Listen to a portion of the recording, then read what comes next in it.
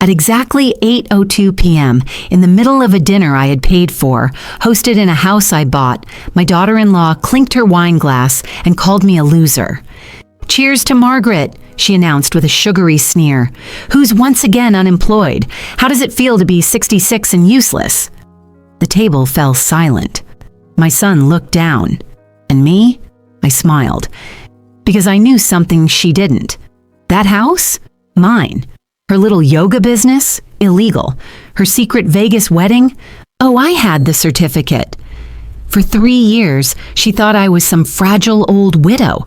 What she didn't know was that I'd built a quiet case against her, piece by piece.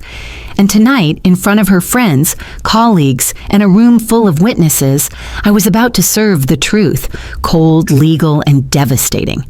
Karma doesn't knock. Sometimes it hosts the dinner. Chelsea had never needed much of a reason to throw a party. This one was allegedly to celebrate her new venture, Chelsea Monroe Wellness and Energy Studio, a rebranding of the home yoga classes she'd been offering to a few bored neighbors and Instagram acquaintances. She called it a launch. I called it a tax liability waiting to implode, but I kept that to myself, for now. The dining room was dressed in cream linens and gold-rimmed plates that she'd insisted on renting, saying paper plates sent the wrong message.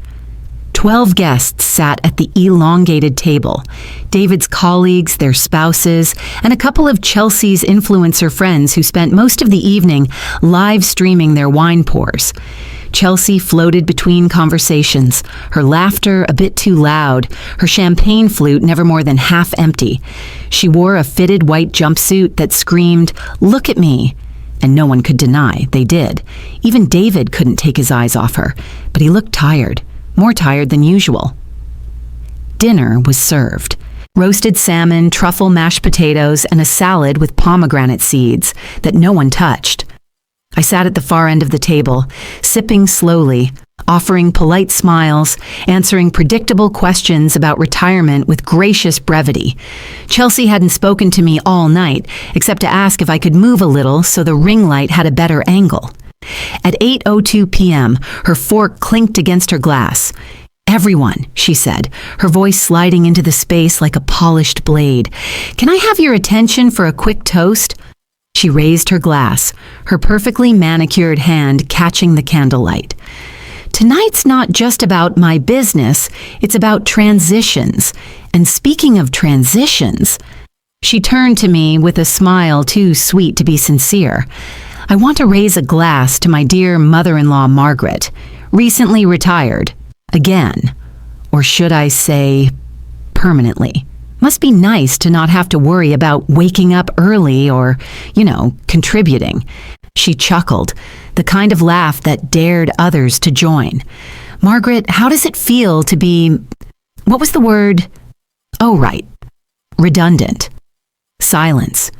The kind that drapes a room in tension so thick, even the chandeliers seem to dim. David stared down at his plate. No one laughed.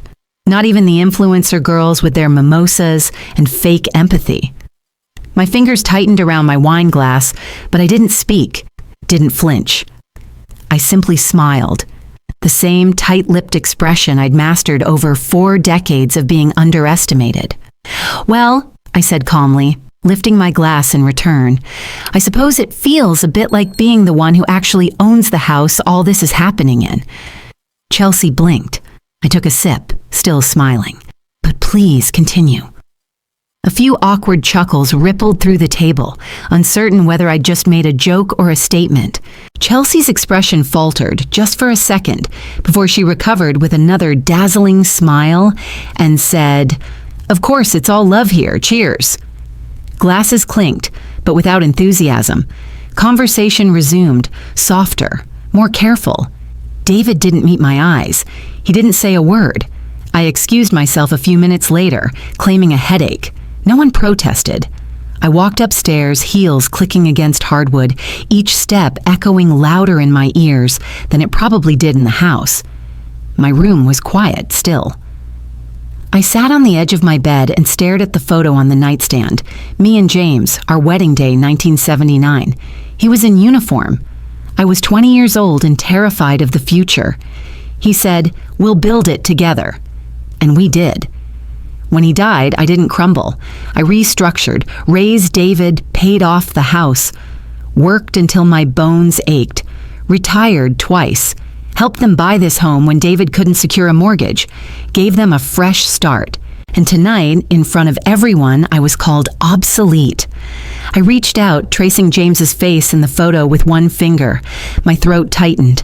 The house we built, the sacrifices we made, were being taken for granted by a girl who thought cruelty was a brand. I took a deep breath, held it, and let it out slowly. No tears. Not tonight. The morning after Chelsea's toast, the house was unusually quiet. I stood in the kitchen in my robe, sipping coffee from the same chipped mug I'd used since James passed.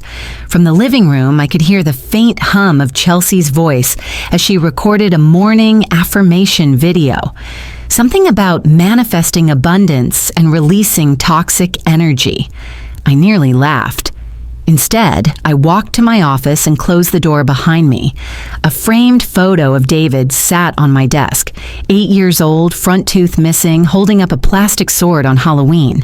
Back then, he thought I was a superhero. I was. After James's accident, I didn't have the luxury of grief. I had a mortgage, a full-time job at the bank, and a child who needed someone to be his entire world. I worked overtime for years, said no to vacations, new clothes, weekends. Everything went to David, his tutoring, his braces, his dream of becoming a teacher. When he was 28, he fell in love with a girl named Chelsea he met at a fitness expo. She was pretty, sharp-tongued, and charismatic in a way that filled every room. The first time she came to dinner, she complimented the silverware, then asked me if I ever missed being useful. I laughed it off. David didn't notice. Now, years later, her words echoed differently. I opened the file drawer and pulled out a folder labeled Deed Monroe House. It wasn't David's name on the title. It never had been. 3 years ago, when he and Chelsea were looking to buy their first home, their loan application was denied. Too much student debt, not enough credit history. David had called me in tears. "Mom, we found the perfect place," he'd said, "but we can't make it work."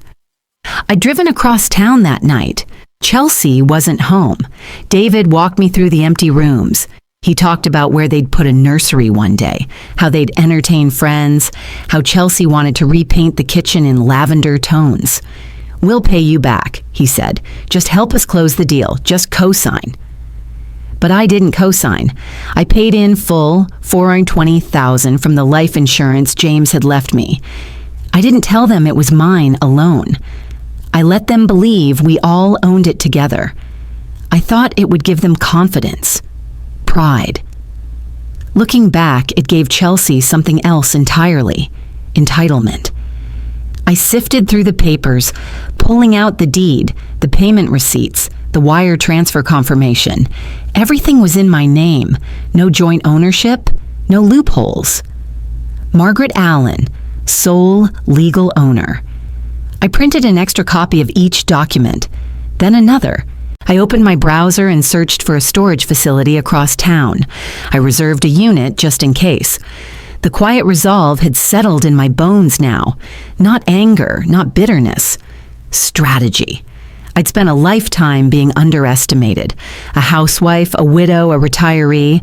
But what no one ever remembered was that I'd also been an investigator, 30 years in financial oversight for one of the top banks in the state. I knew how to follow trails.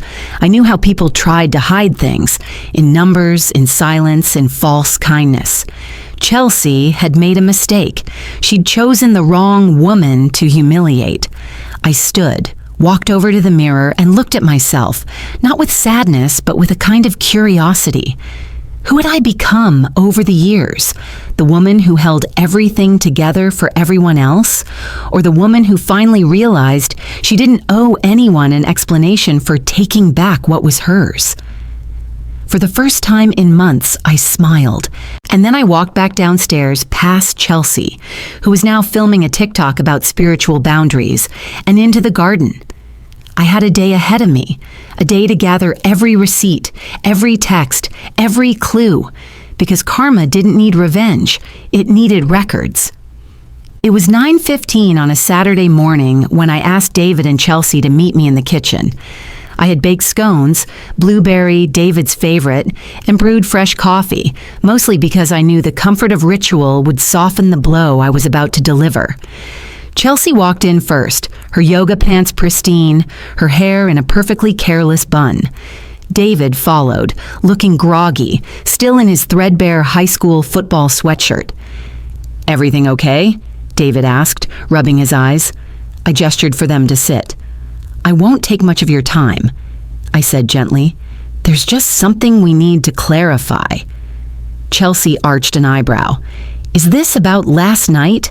Because if I offended you with my toast, that wasn't personal, it was humor." Everyone at the table understood that. David nodded slowly. "Yeah, Mom. You know, Chelsea, she jokes a lot." I placed 2 envelopes on the table, one in front of each of them. "What's this?" Chelsea asked, already suspicious. "It's formal notice," I said. "You have 30 days to make alternative living arrangements. As of next month, I'll no longer be hosting you in this home." The silence hit fast, then shattered just as quickly. "You're evicting us," Chelsea snapped, voice rising. "After everything we've done for this place? Are you serious?" I nodded once. "Completely." "Unbelievable," she hissed. "You're bitter. You're jealous because people actually like me, because I have ambition, and you... What? You retired and bake scones now? You think this house gives you some kind of power over us?" "No," I replied calmly, folding my hands. "Ownership gives me power over this house." David flinched. "Wait, what?" Chelsea turned to him, triumphant. "Finally, he doesn't even know." He stared at me. "What do you mean, ownership?" "Exactly what it sounds like," I said. "This house is mine, David. I bought it 3 years ago outright, when you and Chelsea couldn't qualify for a mortgage." His brow furrowed. "No, we make payments. Every month." "You've been paying me rent," I said softly. "It helped you feel like you were contributing, building something. I never wanted to embarrass you." Chelsea scoffed. "You let us believe we owned this place while you sat back and played landlord?" "I let you live here," I said, comfortably, without interference, because I believed in giving my son the chance to lead his own life. I never asked for credit. David looked at the envelope in front of him as if it might bite. "I don't understand," he said. "Why now?" I met his eyes. "Because last night, in front of your friends and colleagues, your wife insulted me in my own home. She made a spectacle of my retirement, mocked me, and you said nothing. Said, that's when I realized this isn't a home for me anymore. It's a stage for someone else's performance." "That's ridiculous," Chelsea snapped. "You're being dramatic." I ignored her. "I paid $420,000 for this house, David. That was your father's life insurance. He wanted to make sure you were cared for, and I made sure of it. But what I won't allow is to be treated like a burden in the house I bought." David rubbed his forehead, speechless. Chelsea stood, arms crossed. "You can't do this. We've invested in this house. We've improved it. I repainted the guest bathroom. I bought the backsplash for the kitchen. With my credit card," I said, turning to her, "which you borrowed, which I paid." Her mouth opened, but nothing came out. David looked between us, stunned. "So we don't have any claim here? At all?" "You never did," I said, "but I never made that matter. Until now." The room went still again. Chelsea's tone shifted. "You know what this is? This is punishment. You want to control us because you don't like that we're independent." I looked her in the eye. "Chelsea, if you were independent, we wouldn't be having this conversation. But for the past 3 years, you've lived in a house you don't own, paid with money you don't earn, and disrespected the woman who made that possible." David's hands trembled slightly. "Mom, I didn't know. You should have told me." I wanted you to stand on your own, I said, but I can't keep sacrificing my peace so someone else can pretend they built something they didn't. I stood and walked to the window. The garden was in bloom, hydrangeas I'd planted the year James died. You have 30 days, I repeated. That's more grace than I was given last night. David stared at the envelope in front of him, like it was a stranger's letter. Chelsea stood rigid, mouth pressed thin, arms crossed like armor. I suggest, I said gently, you start looking for a place you can actually afford. Chelsea slammed the envelope shut like it had insulted her personally. This is insane. You can't just kick us out like we're squatters. We've lived here for 3 years. You've rented here for 3 years, I corrected, voice even. David's face was pale. We thought we were... I know what you thought, I interrupted gently, and I allowed you to think it because I wanted you to feel ownership, David. But feelings don't trump facts. The law is based on documents, not assumptions.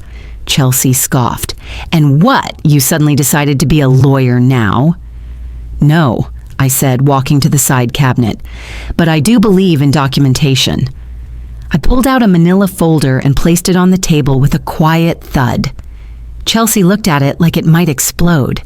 This, I said, opening the folder, is a copy of every single transfer you've made to me over the past 36 months, labeled clearly, each monthly deposit tagged as Rent Monroe Residence, or transferred directly to my account from David's. David leaned forward, scanning the printouts. Page after page, bank statement after bank statement. Chelsea's lips parted. You labeled it rent? Yes, I said, from day one. That's manipulative, she spat. No, I said calmly.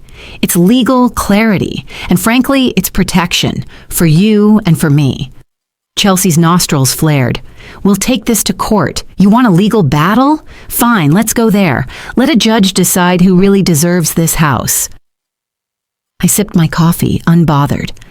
Chelsea, if you'd like to enter a legal dispute over a house you never owned, never paid a mortgage on, and never had your name attached to in any public record, be my guest. But I should tell you, I sat back in my chair, voice dropping slightly. The last time someone tried to take something from me in court, they ended up paying my legal fees and issuing a public apology. Her eyes narrowed. What are you talking about? 20 years ago, I said, when I worked as a financial compliance officer, I uncovered a money laundering loop inside a corporate investment firm. I reported it to the board. Instead of acting, they tried to silence me, accused me of breaching confidentiality, violating NDA terms, leaking documents. They thought I'd fold. I gave her a knowing smile. I didn't. David looked stunned. You never told me that. It was a long time ago. I won. They lost. I bought you your first car with the settlement. Chelsea's face twisted. So now you think you're some courtroom warrior? No, I said, my tone sharpened. I just know how to recognize a bluff when I hear one. And more importantly, I know how to make mine count. She stood up, arms crossed. You think you're clever, Margaret? You think this little paper trail makes you untouchable? No, I said, meeting her gaze without blinking. I think it makes me prepared. The air between us thickened. You want to go to war, I said, over a house I paid for, maintained, and allowed you to live in out of generosity. You want to play legal chicken with someone who spent 30 years dissecting financial fraud and protecting institutions from people exactly like you? She didn't answer. I stood slowly, my hand still on the folder. Don't confuse silence for weakness, Chelsea. David opened his mouth to speak, but I held up a hand to stop him. You may be surprised by how far I'm willing to go to reclaim my peace. This isn't about revenge, it's about respect, something this house has been sorely lacking since you moved in. Chelsea's jaw clenched so tightly, I thought she might crack a tooth. David remained seated, his eyes bouncing between us like a spectator at a match he hadn't trained for. I closed the folder and slid it back under my arm. I'll be upstairs if either of you wishes to talk productively. But the 30-day timeline stands. I left the kitchen, the soft padding of my footsteps the only sound that followed me. And as I climbed the stairs, I could feel it. Chelsea's fury simmering beneath her carefully curated exterior, and David's world tilting, just enough for him to finally see the cracks. 2 days passed in brittle silence. Chelsea didn't speak to me directly, and David seemed to oscillate between stunned retreat and passive pleading. I heard them arguing behind closed doors at night, whispers that sometimes flared into sharp bursts, then fell back into uneasy quiet. I stayed out of it. Let the cracks widen on their own. On the third afternoon, the doorbell rang just as I was trimming dead leaves off my spider plant in the front room. I opened the door to find Chelsea standing there with a bouquet of supermarket lilies and a smile that didn't reach her eyes. "Hi, Margaret," she said, her voice softened to that practiced coo she used on Instagram. I was hoping we could talk." I stepped aside. "Come in." She walked in slowly, scanning the living room like she expected an ambush. I gestured toward the couch, then took the armchair across from her. She laid the flowers on the coffee table, folded her hands in her lap, and stared at them as if waiting for them to speak first. "I owe you an apology," she began, voice trembling just enough to suggest rehearsed sincerity. "The way I spoke to you the other night, it was wrong, disrespectful. I crossed a line." I nodded. "You did." She swallowed, hands wringing together. "It's just, things have been hard. The business isn't where I hoped it would be. There's a lot of pressure, and sometimes I lash out when I feel out of control." I said nothing, letting the silence stretch until she couldn't bear it. "I want to make things right," she said quickly. "We can contribute more to the house. Maybe even sign an agreement, make it official. David and I, we really need stability right now." I raised an eyebrow. "Is that why you came here? To renegotiate the eviction terms?" "No," she said too fast. Not only. I really do want to apologize." I leaned forward, folding my hands. "All right, Chelsea. Then let's be honest with each other. For once." She blinked. "Tell me the truth," I said. "How much are you making from your yoga business?" Her face froze, just for a split second, just long enough. "It's not much," she said with a weak laugh. "Honestly, it's more of a passion project. I barely break even. Most of my classes are donation-based or free trials." I said, tapping a finger against the armrest. "So you're not making a livable income?" "No," she said quickly. "David covers most of our expenses. I'm still building my brand." "Interesting," I murmured, "because I've seen the online engagement. Your website has booking slots at $75 per private session, and there's a wait list." She looked rattled but recovered fast. "That's aspirational pricing. I haven't actually filled those slots." I tilted my head.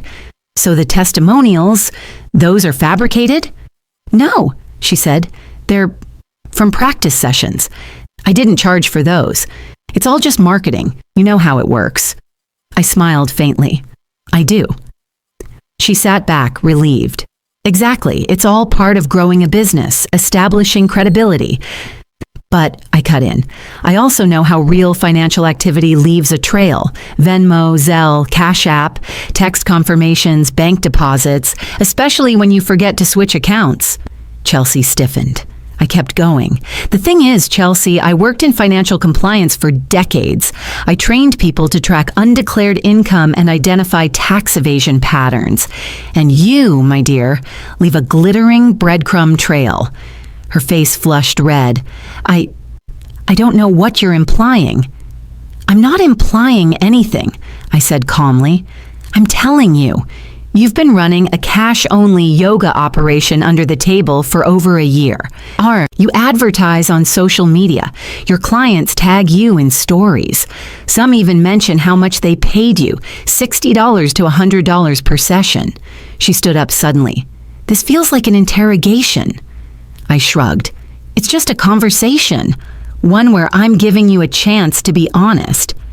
I already told you the truth. No, I said, locking eyes with her. You told me a version that made you look innocent. Chelsea grabbed her purse. This is ridiculous. Before you go, I said softly, you should know, I haven't reported anything yet, but I've printed what I found, all of it, just in case someone needs to see it. Her eyes darted to the corner where my printer sat beside the desk. You're bluffing, she said. You hope I am, I replied, but can you afford to find out? She stared at me for a long second, then turned and stormed out of the room without another word. I sat there, watching the lilies wilt slightly under the living room light. Another performance, another attempt to manipulate the narrative, but I wasn't playing that part anymore. Chelsea hadn't spoken to me since the day she stormed out with her fake apology and supermarket lilies. She slammed doors louder than necessary, slammed drawers too. Passive-aggressive warfare. I recognized the signs. I had been married long enough to a man who believed silence was a strategy, but I hadn't raised my voice. I hadn't threatened. Not yet. I was waiting for the right moment, and it came on a Sunday morning, 2 days later. Chelsea was in the kitchen, blending her morning green sludge with that blender David bought for her birthday. I sat at the table with a folder. I didn't speak until the blender stopped whirring and the room fell into a vacuum of noise, broken only by the clink of her glass on the counter. I'd like a moment, I said. Chelsea rolled her eyes and sighed like I'd just asked her to donate a kidney. Seriously? Just one. She walked over slowly, sipping her smoothie like a queen attending court. Let me guess. Another lecture about rent? No. I tapped the folder. This is something else. I opened it and pulled out 3 photos, high gloss, color printed, and time-stamped. The first showed Chelsea in her lavender yoga gear, barefoot, leading a session in someone's living room. The second was taken outside a mansion in an upscale gated community. Chelsea's yoga mat was slung over her shoulder, her hair perfectly coiled, her client identified in the caption, thanking her for another empowering private session. The third image was a screenshot from Instagram where the woman had tagged Chelsea, adding, "Totally worth the $90. She's magic." Chelsea's mouth fell open. These, I said, placing the photos in front of her like cards in a poker game, are from 3 different clients. All of them posted publicly. All of them tagged you, all within the last 6 months. She didn't speak. Her smoothie sat untouched in her hand, the straw frozen near her lips. I have more, I continued. Screenshots, payment confirmations sent by text, calendar bookings listed as wellness appointments, even some Venmo activity, although you've since deleted it, not before I archived it. Chelsea blinked, struggling to find her footing. You were spying on me? I raised an eyebrow. I was looking out for my household. There's a difference. You've been stalking my business. You mean the business you swore wasn't making any income? The business that you said was all passion projects and branding exercises. She set the glass down with a thud. You don't understand how hard it is to start something from scratch. I'm trying to build something.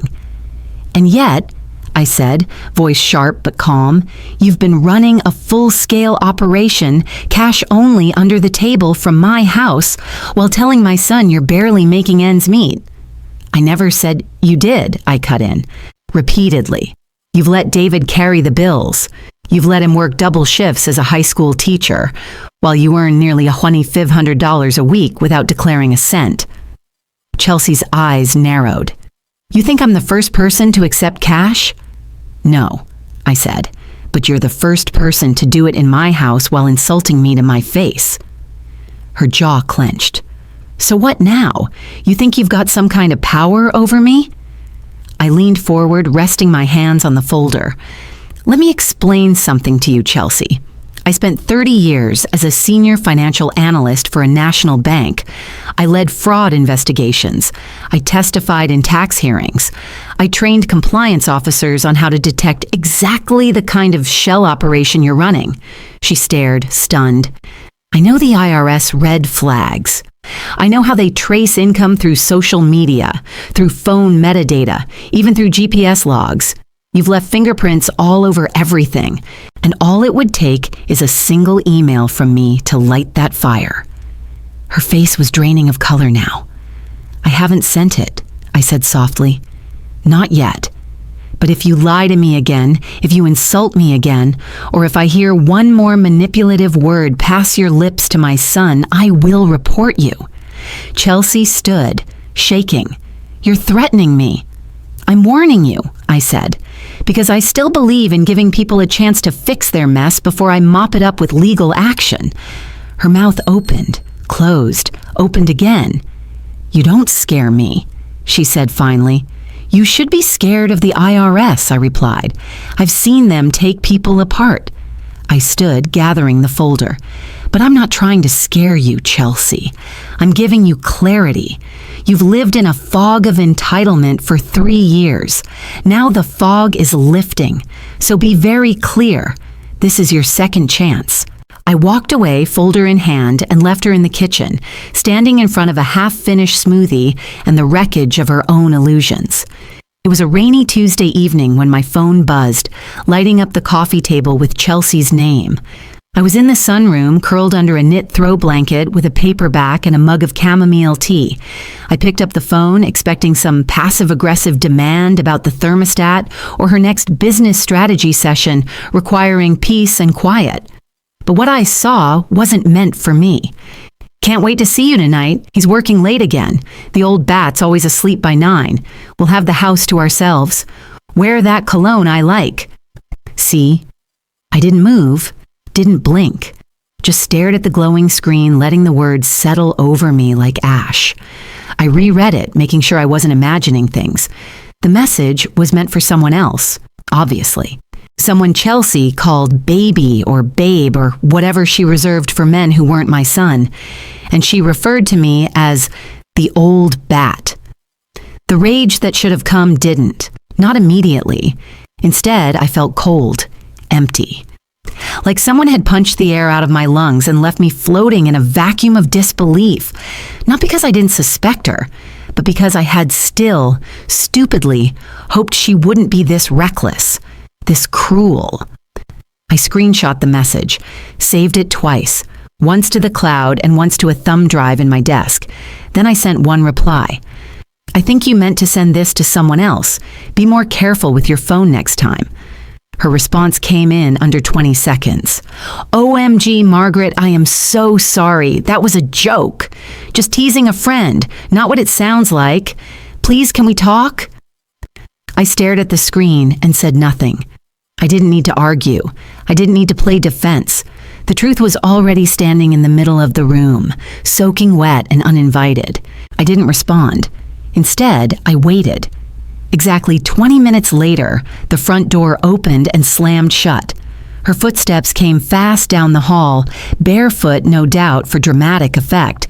She appeared in the sunroom, breathless, eyes wide, hair slightly damp from the rain. "Margaret, please, just let me explain."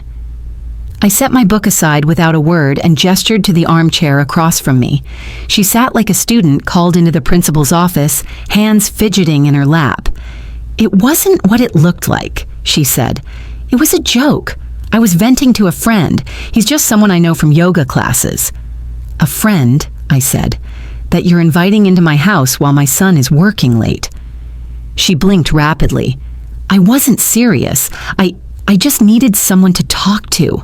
That message was flirty, sure, but it's not—" "Don't lie to me again," I said sharply. She froze. "I don't care who he is.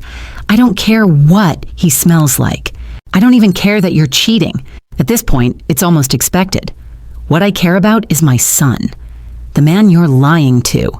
Using?" Her voice cracked. "Please don't tell him. He's been so stressed lately. I can fix this." "You can't," I said, standing. "And you won't." She stood too.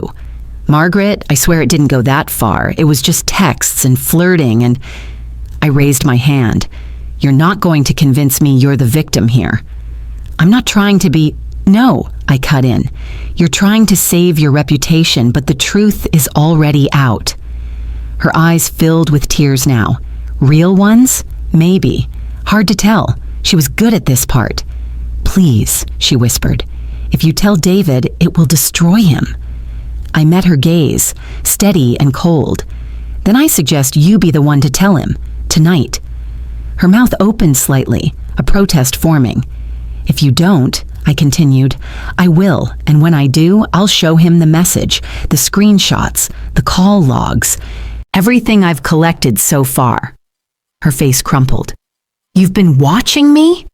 No, I said. You've been showing me. The room was so quiet I could hear the tick of the grandfather clock in the hallway. You have until tomorrow morning, I said. After that, I tell him myself. She stood there for a moment longer, motionless, then turned and walked out without another word. As soon as I was alone, I sat back down and stared at the photo of James on the mantel. Our wedding day. He wore his military dress blues. I wore a $200 gown and a smile that believed anything was possible. He had said once, "Don't protect David from consequences, Maggie. Protect him from deception." I understood now what he meant. Chelsea returned the next morning just before 8 a.m., wearing oversized sunglasses and holding a to-go coffee cup like it was a talisman against the truth. Her hair was tied back tightly, her expression unreadable. She didn't ask to sit, she just did. I told him, she said quietly. I raised an eyebrow. Well, not everything. I told David I've been talking to someone, that I crossed a line emotionally. That's not what you're here to do, I said. You're here to tell the truth. She looked away, chewing her lip. 10 months, she finally whispered. It's been going on for 10 months. I said nothing. Let the silence speak for me. His name is Anthony, she continued, voice almost childlike. He's a contractor. We met at a networking mixer. He just finished a spa renovation for one of my clients. He helped me design my logo. He believed in my business. I folded my arms. Anthony. She nodded. He's married, but he said they were separated, that things were complicated. I let that sit between us. I never meant for it to go that far, she added quickly, but he started coming over, just to talk, then to stay. You were usually asleep by 9. David always worked late. I held up my hand. I know, I said.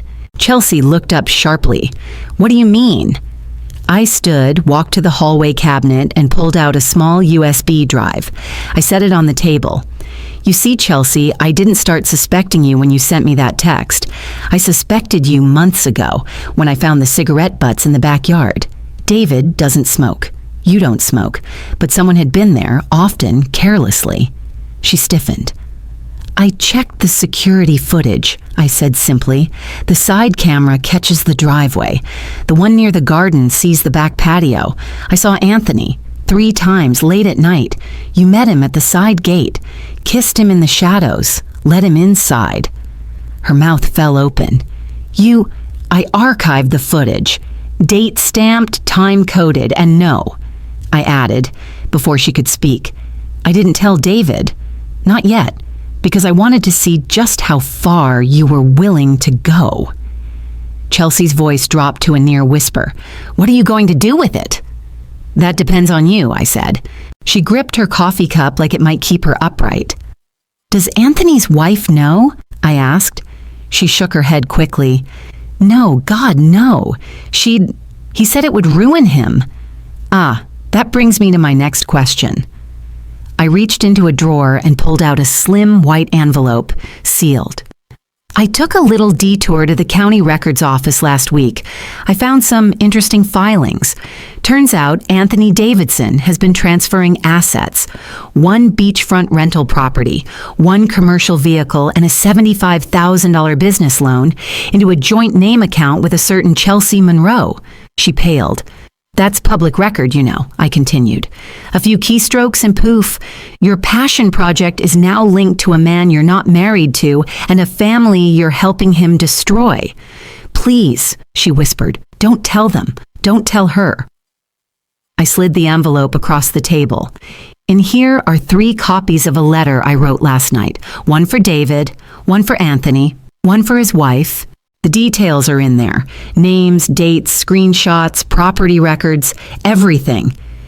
Chelsea's hands trembled. She didn't touch the envelope. "You have 24 hours," I said. "Tell David the full truth. Or I send these to all three." "You can't." "I can," I said calmly. "And I will.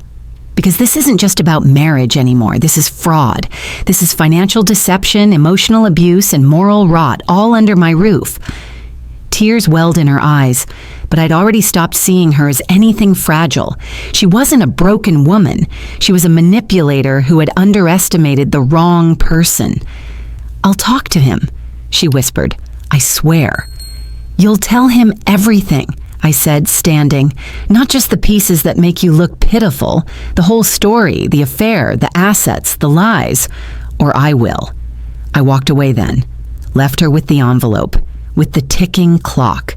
And this time, I didn't feel cold. I felt ready. It was Linda who told me. Sweet, sharp-eyed Linda from 2 doors down, the one who knew everyone's birthday, kept tabs on trash day schedules, and had a cousin working at the county clerk's office. She knocked on my door just after lunch, holding a manila folder like it weighed more than just paper. "Dorothy," she said, still calling me by my middle name after 20 years. "We need to talk about your daughter-in-law." I invited her in, offered coffee, but she waved it off. "This won't take long," she said, laying the folder on my kitchen table like a police file. "Rosa, my cousin at the clerk's office, found something while looking up that Anthony fellow. Remember I told you he seemed familiar?" I nodded slowly. "Well, turns out he wasn't just helping Chelsea with her yoga business. He married her." I blinked. "What?" Linda leaned in, voice low. 4 months ago in Las Vegas. I have the certificate. Date stamped. Legal. They didn't even bother with fake names. I opened the folder. And there it was. Chelsea Monroe and Anthony Davidson, married at a chapel in Nevada, witnessed, notarized, filed. "But she's still married to David," I said numbly. "Exactly." Linda tapped the page. "That's bigamy, Dorothy, a felony." I stared at the paper, the signature, her unmistakable swoop on the C, the gold notary seal still faintly gleaming. 4 months ago. That meant she'd been married to both men at the same time for nearly half a year. She hadn't just been cheating on David. She'd legally committed herself to another man, lied to the government, lied to her family. I didn't cry. I didn't scream. I just felt hollow, like I'd stepped off the edge of a staircase and found nothing beneath my feet. Linda reached over and squeezed my hand. "You need a lawyer." I nodded slowly. "I've got a name," she said. "Jane Halston. She's good, tough, used to work in federal fraud cases before she opened her own firm." I wrote the name down, my hand shaking only slightly. After Linda left, I stood in the middle of the kitchen and tried to remember how we got here. How a woman I welcomed into my family, into my home, had orchestrated an entire life behind our backs. Had played wife to 2 men, had taken money, loyalty, trust, and shattered all of it for what? Control? Comfort? Cash? Bigamy. It sounded old-fashioned, something from black and white movies and distant scandals. But this wasn't fiction. This was happening, under my roof, to my son. I grabbed my keys and the folder and drove straight to Halston and Associates. The office was sleek and modern, tucked between a florist and a dentist in a quiet professional strip. I sat in the waiting room surrounded by beige walls and the distant scent of roses, clenching the folder like it might jump out of my hands. When Jane Halston called my name, I recognized her instantly. Mid-40s, smart blazer, the kind of woman who shook your hand firmly and made you feel like you'd just hired a general. I told her everything, slowly, methodically, just like I used to train my banking interns to do when preparing for a fraud hearing. Chelsea's fake yoga income, her affair, the asset transfers, the threats. And now, this. Jane listened without interrupting, jotting notes on a yellow legal pad. When I finally showed her the marriage certificate, she exhaled long and low. "Well," she said. "You're not exaggerating. This is serious. What can we do?" I asked. "We can report the bigamy directly to the district attorney," she said.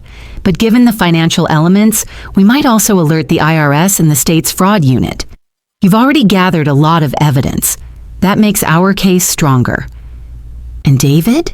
I asked quietly. She softened.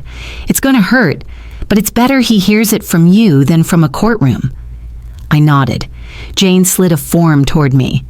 "If you want me to represent you, both for eviction enforcement and for supporting the criminal complaint, we can start today." I didn't hesitate. I signed, because I'd promised myself I would protect David. And protecting him meant exposing the woman who'd been living a double life in our home. Jane Halston was nothing if not efficient. The morning after I hired her, she called me back into her office with a tone that was both professional and grim. "We found something," she said, sliding a set of documents across her glass desk. I looked down and blinked. At the top was a finalized divorce decree, 2 months old, stamped and certified by the county court. The names on the document, David Monroe and Chelsea Monroe. What is this?" I asked, the words barely making it out of my throat. "It's their divorce," Jane said. "Filed, approved, and finalized 8 weeks ago." I shook my head. No, they're still living here. David doesn't know. He would have told me." She nodded solemnly. "That's the point. Chelsea filed for divorce under a simplified judgment clause. She used his digital signature, which she had access to, probably from shared files. There's a confirmation of service, but the delivery address wasn't this house. It was a P.O. box." My stomach dropped. "She forged his consent," I said. "She did," Jane confirmed, "and because there was no contest, the court processed it." My hands clenched in my lap. Chelsea's already free, legally. She's been divorced from David for 2 months, but she didn't tell him. She stayed here, used his name, his bank accounts, your house, all while married to Anthony. It wasn't just betrayal anymore. It was premeditated deceit. "Why?" I whispered. Jane didn't hesitate. "To keep the scam going. If David didn't know he was divorced, she could keep playing both sides, using his stability while locking in benefits from Anthony. It's not just immoral, Dorothy. It's criminal." I felt like I was watching my life tilt on its axis, but Jane wasn't done. "We dug deeper," she said, pulling out another file. "We ran a search across federal court databases.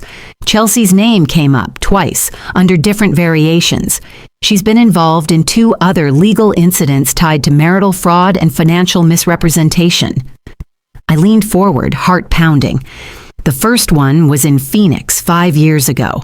Married a man named Mark Randall, moved in with him and his widowed mother, helped him launch a wellness brand. Within 8 months, she convinced him to put her name on a property lease and transferred $60,000 in business capital into an account she controlled, then disappeared. Jane flipped to another page. The second was in Denver. Same pattern, married a tech consultant, started a partnership with his family's small business. Within 6 months, gone.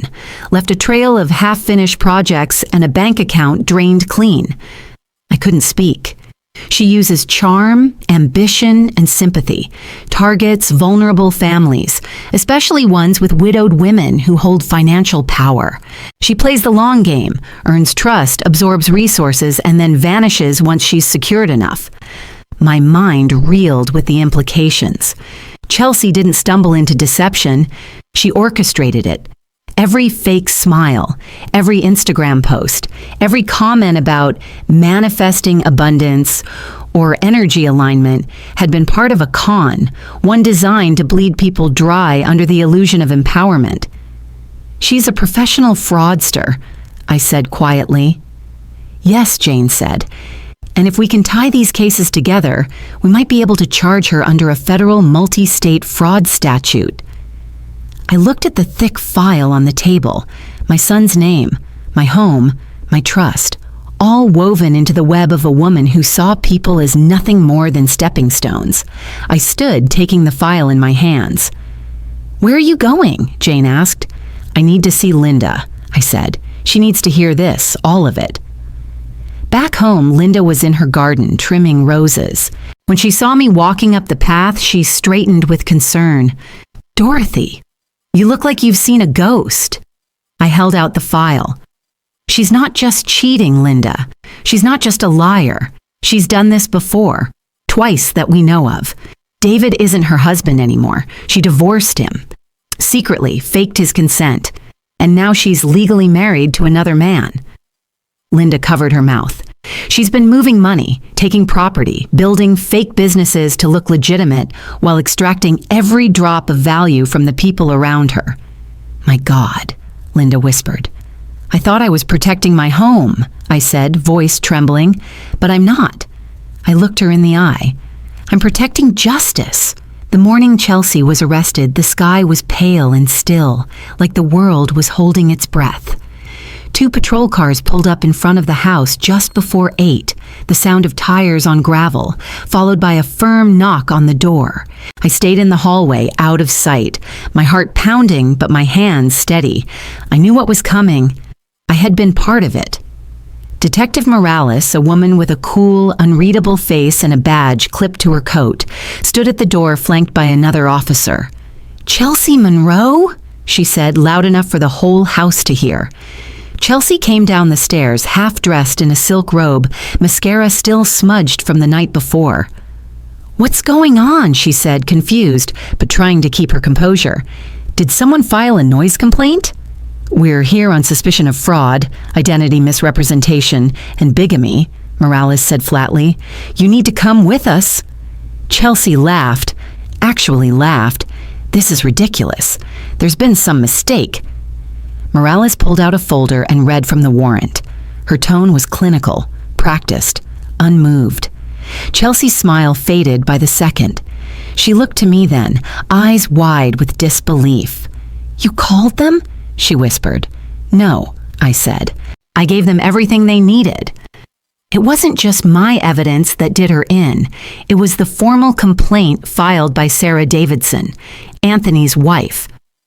Once I contacted her and shared the truth, Sarah had taken less than a day to file charges. She'd known something was off, but never had the full picture. Until now. The officers placed Chelsea in cuffs, her protests growing louder, less coherent. "You can't do this. I didn't steal anything. This is harassment. Margaret, you know me." "Yes," I said quietly. "I do." And they led her out of the house. David came home an hour later. He had just finished a shift. He still hadn't quit the second job, even after everything. He looked tired, drained, years older than 35. I met him at the door. "They took her," I said. He didn't ask who. He just slumped onto the nearest chair, head in his hands. I sat beside him, but didn't speak. Sometimes silence was a kindness. After a minute, he looked up. "I got a call from her lawyer last night. Said Chelsea needed to come clean with me before the news did." "She didn't," I said. "No," he replied. "She tried to play it down, said it was a misunderstanding, said she thought the marriage certificate in Vegas wasn't real." He laughed, a bitter sound. "Turns out she divorced me 2 months ago without telling me. Did you know that?" I nodded. "I found the paperwork last week. I was going to tell you." He didn't speak for a long moment. "Was any of it real?" he asked. "I think you were real," I said. "That's what she wanted. Someone real, so she could feed off of it." His eyes filled with tears, but he didn't let them fall. "I loved her," he said softly. "I know. I kept defending her, even when I started to wonder and even when you told me she was hiding things. I still thought maybe she'd turn around." "That's not weakness," I said. "That's hope." He turned to me then, and for the first time in what felt like years, he looked at me not as an adult trying to keep his pride, but as my son, my little boy who used to run to me after falling off his bike, who once believed I could fix anything. "I'm sorry," he whispered. "I've been distant, dismissive. I let her put space between us." I reached over and wrapped my arms around him, and for the first time in years, he let me. No words, Just breath and warmth and the quiet ache of two people rebuilding something fragile. "You don't have to be ashamed," I said into his shoulder. "She fooled you. She fooled a lot of people. But you're not her." He held on tighter. Later that afternoon, Jane Halston called to tell me Chelsea had been officially booked. Fraud, bigamy, wire transfers under false pretenses. Bail was denied. Too much risk of flight. The DA was confident. "We've got her," Jane said. I hung up and stood by the window, watching the light shift across the garden. For so long, I'd tried to protect my family with silence, with peacekeeping, with patience. But sometimes, protecting meant standing tall, taking action, refusing to let people twist the truth just because it's more comfortable. Chelsea had turned my home into a crime scene, had used my kindness as a shield, but now that shield was gone. The courtroom was cool and bright, almost sterile in its efficiency. Rows of wooden benches, whitewashed walls, and the low murmur of whispered conversations before the judge entered. I sat quietly near the back, not hidden, but not front and center either. I didn't need a spotlight.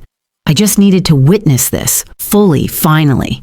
Jane Halston had told me the night before that the prosecutors had unearthed more than even we imagined. Chelsea Monroe, or rather, the woman legally known as Charlene M. Dorsey, had been married 4 times before David, each under different names, different aliases. Each marriage followed the same blueprint: charm, attach, extract, abandon. 3 of those men had lost homes. 1 lost his retirement savings. All were left with debt, confusion, and humiliation. In 2 cases, civil suits were still pending. In another, the man had disappeared from public view. Shame does that to people. The woman I once invited to share my Thanksgiving table had been living a spider's life for over a decade. Web after web, house after house, husband after husband. But now her web was collapsing.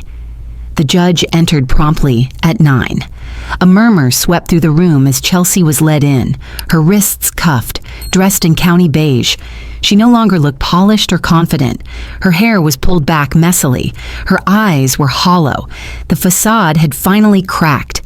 As the prosecutor spoke, laying out the charges: fraud, bigamy, financial abuse, falsified identity, wire fraud, and obstruction, a timeline was presented, not just of crimes, but of reinventions. Chelsea Monroe, Charlene Dorsey, Melody Carter, Shayla Connors, each name linked to a new life, a new man, a new bank account. The evidence was overwhelming. A full folder was submitted containing her forged documents, old lease records, altered birth certificates, and bank applications. The courtroom heard about her yoga business, her asset laundering through Anthony Davidson, her predatory targeting of widowed mothers, and then, at last, they spoke about David. Mr. David Monroe was not only emotionally manipulated but also used as a financial foundation, the prosecutor said. His mother's home, his savings, his job, all were leveraged to provide the defendant with stability while she prepared her next transition. My heart twisted hearing his name said like that, but I also felt something else, a surge of certainty. This was justice, not vengeance, not spite. Truth exposed and documented. When the verdict was read, there were no gasps, just a profound, resonant silence. Guilty, on all counts. Chelsea's sentence would be delivered in the coming month, but the prosecutor had already recommended 8 to 10 years without parole. Jane leaned in to whisper, "She's done. Her fraud days are over." I nodded. I didn't need her to suffer. I just needed her to stop. As the courtroom emptied, I waited. Not because I wanted to speak to her, but because I wanted to look her in the eye one last time. They brought her past me in handcuffs, her gaze scanning the floor. But as she reached the aisle, she looked up and met my eyes. I didn't smile, but I didn't flinch either. We held that look for 3 seconds, long enough for her to understand that I wasn't afraid of her, that I had won, that she had lost more than her freedom. She had lost her story, her narrative, her ability to twist the truth and play the victim. Now, her lies were inked into official transcripts and case files. No amount of charm could rewrite that. Later that evening, I returned home to the sunroom, the same room where this had all begun months ago with a glass of wine and a cruel joke disguised as a toast. I pulled out a letter, handwritten on the thick stationery James used to love. The pen moved slowly, deliberately, each word an anchor, each sentence a release. Dear James, it's done.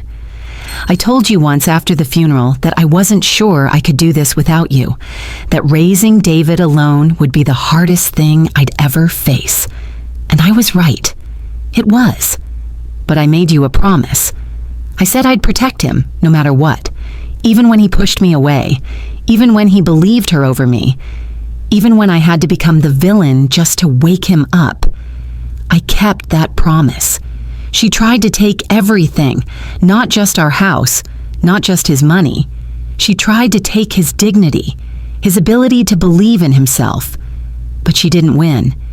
He's okay, James. He's finally okay. We sat together in court. He held my hand.